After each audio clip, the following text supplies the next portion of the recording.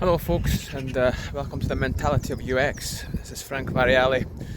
Today I wanted to do something a little bit different. Usually, of course, I would show you what I'm upgrading on my current portfolio, the projects within them. And yeah, there is the second part of the Zero to Hero coming up, which I actually put down as Hero to Zero. Well, I just leave it. It's a bit of an Easter egg, isn't it? So today I wanted to talk about the UX market, the IT market. It's actually worse than I thought it is. A lot of people, I got a new video from another friend of mine who's in the industry saying how bad it is and how before the pandemic juniors had more respect and more luck and far more opportunity in finding a job than people with even above experience today. And it can be very negative, so I just share my thoughts on this, the final time on this topic, because it just gets too depressing and it's been talked about for so much now that I don't think it's actually doing anyone any favours if people just keep talking about this, because then it just gets into a vicious cycle of negativity. So what's happening? People getting underpaid, seniors who had a really good salary, work from home, have been let go, working for junior wages, juniors not being able to find a job, people who are maybe above junior, with, for example, myself, who have at least 3-4 years in research of the same doctrine as a UX researcher would, because I've done psychology before, so the research techniques are exactly the same. Now I have a good design skills behind me as well. We're just not getting either we're not getting any response at all, or we're just being kind of like brushed under the carpet. It's like, you had a very good portfolio, blah blah blah, but unfortunately, and it's so frustrating, because I remember when I left university almost 10 years ago now, and I went to Hungary, a country that's meant to be poor and all this and that, and I joined. Basically, I applied for any job, and I got a really good job with a company called. Hold on. Sorry about that. Just trying to walk and talk. So I got a really good job with a company called ExxonMobil, and basically I got in after 2 months of applying. I had like literally six interviews, and I got the job by beginning of September in ExxonMobil, in a nice office environment. This was a company that paid you pretty well for a Hungarian standard as a junior, and all you had to know was English and have a research background. And it was a company that would take you out for fancy meals every second month, one of the biggest parties in Budapest, a 13th month pay slip. So, and now when you come back to the UK or anywhere, and you have a shed ton of experience, right, to keep it PG, shed ton of experience, language skills, you do YouTube videos, you do this, and you don't even get an interview. And it's really sad, and I'm just thinking, well, what can people like us do who want to actually get better, don't want to do some minuscule job that doesn't really satisfy them. Like at the moment, I also do bus driving. Yeah, so people won't even give you an interview, and it does make you wonder, like, after upgrading your CV, your portfolio, doing this, that, and making sure your LinkedIn is optimal. Honestly, I don't even, none of it matters, because none of that can actually get you into the door of an interview. And how will any company know you if they don't even give you an interview? So I think the only people that genuinely do have a chance of actually making 2/3 of their salary in the same profession that they made 2 years ago is just an experience. And if you don't have enough perceived experience, or you don't have a company and another company under your LinkedIn profile, then they don't even give you a second chance, even though you could be actually better at your job than some other people out there who had it really easy and therefore never had to really feel the need to develop. So what can we do? I think what people like me and juniors in IT and development should do in general is just keep going. Stay in the job that you are in. For me, so I do part-time bus driving. I actually up my hours because And thus far, I had a little bit of a gig with actually a smaller transportation company where I designed their software for staff who want to see their shifts, so shift allocation software. So I was developing their shift allocation software, but that contract's about to finish. It was really quite informal. It was still a contract though, don't get me wrong, I still got paid for it. But I can survive off just my part-time bus driving job. But I just don't want to. I don't want to give down on my life, on my standard of life. So I think what we have to do as juniors and as some people are starting out in IT is just put the head down. Don't get discouraged. I know it's cliche, but don't get discouraged, because statistically speaking, and the way the world is going, the trend should be that the market will come back. I mean, just look at the aviation sector. When it was COVID, it went down, and people thought, oh, well, this is it. When you're in the moment of crisis, you never think of good times. You never really, because we look at the light at the end of the tunnel. If we don't see it yet, we tend to forget that there is a trough out of this. So as with the aviation sector, with this sector as well, there should be, and there probably will be, there will be a time when people are going to start hiring again, because IT is just going in that direction. But what can we do now is just keep our head down, do extracurricular stuff, such as YouTube videos. And I know I'm practically inviting my competition to do the same thing as I'm doing. Well, whatever. We're all about community, right?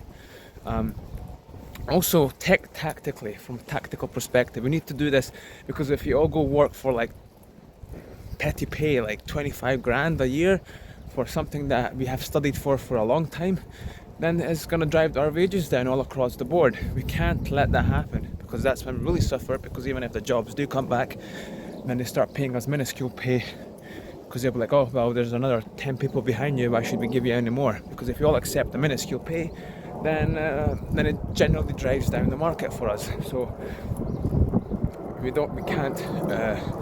can't do this.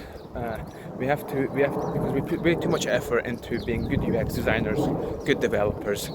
So way too much effort into being developers, designers, researchers, to then some company come to us and be like, oh, we're just gonna give you a wage of, I don't know, like 22 grand or 25. It's like, no, that's not. Some companies are pulling in millions a year, and then they're just gonna exploit us like this. So no, I don't think it's a very smart choice for us all to, out of desperation, make negotiations and then go for a minuscule pay that maybe deserve maybe a third on top of that. So what we can do is just keep doing other jobs, which has nothing to do with IT. In the meantime, go home. What I do is work on your portfolio, make your projects better, your existing projects, create new projects, do stuff for free, like I've been doing as well. For a long time now, I've been doing stuff for free for other people. I just got a couple of gigs here and there with basic nominal pay. And honestly, we can't, it's really negative. Like, I've seen so many people talking, oh, it's rubbish. And people thought, oh, it's the end of 2023, it should be over. Well, should and would. It should be and would is very, and could is very different things, So I have refused, because I've been offered a few jobs for about 25 grand. And yeah, if I was maybe totally jobless, obviously I would take it, because any income is better than no income. But I refused to go. No, in fact, it was even less. It was like a really dodgy company that wanted to offer me like a really minuscule pay, and on top of this, no one needs job security. So it was only like for 5 months, and I'm like, okay, well, I'm nobody's idiot. I'm not gonna take that. I'd rather do stuff for free and have my bus driving job, even if I don't particularly like it, but it's secure and I can do it. And then in the meantime, I take on other gigs, like the one I took on for a local transport firm, which I've told you about, and design their application, then have something quasi secure with their awful pay.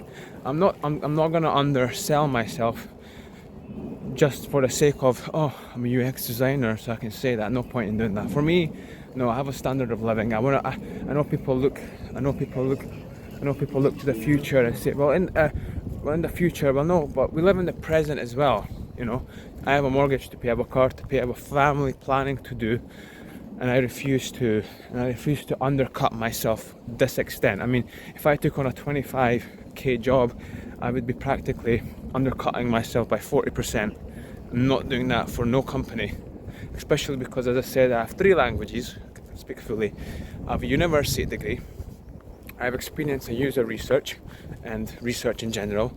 I have over 2 years of designing under my belt, and I can do analysis, and I have to know the process. I work for big companies.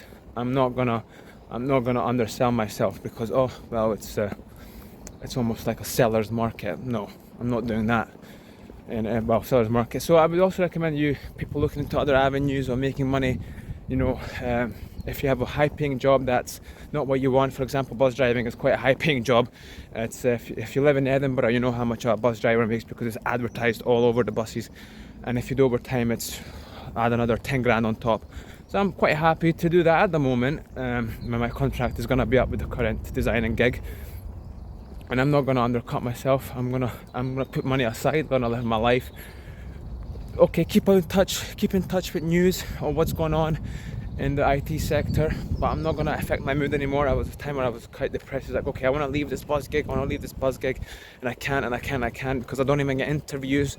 Any interviews I get are gonna exploit the fact that technically I never really worked for anyone yet, even though my skills are pretty much up there, especially in the research. So I'm going to look into other avenues, and I would recommend everyone out there to do the same. Don't unless you're really desperate, don't sell yourself short, because if we all start selling ourselves short, then the companies, even when the jobs start coming back, they're for a good year or two, they're gonna start paying us nothing, because they'll be like, oh, but you're lucky to get a job in the first place. Here's 28 grand, or whatever the minimum wage will be. It's like, no, we can't do that, because then it becomes a non-lucrative job. And being a designer and a developer is, because it is literally the future. So don't undercut yourself, guys. Do other things in the meantime. Always do your UX, always do your coding, always practice your skills. You know, at least 15 hours a week. I do between 20 hours a week of this on top of my full-time job, or my part-time job will be a full-time job as a driver.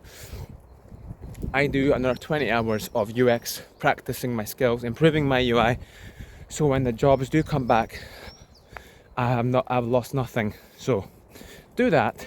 Don't undercut yourself. Live life in the moment as well, because I know how depressing it can be planning ahead when your plans don't come ahead. Just don't get depressed, okay? Because it can be. So I know this was a bit of a different video from what I usually do, but hey, you know, it doesn't hurt to do other stuff as well, because just to spice things up. Yeah, next week I will continue. I will show you the the zero to hero, my project, upgrading my project for ConvertiWatch. Yeah, so I'm gonna do that next week. This is Frank Variali with the mentality of UX. I want everyone to subscribe, support each other in the community, and lift each other up. And I wish everyone a good future out there in this, because there is a future in this. I know it's very dark times we live in this sector, but overall, the economy of the UK, and I think Europe is overall, because of outside factors, is bad. So we have to be crafty, you know. So we have to keep our chins up and just hope and live life as it comes. Adapting is really important. That's my message for this video, and everyone stay safe and stay hardworking. And this is Frank out.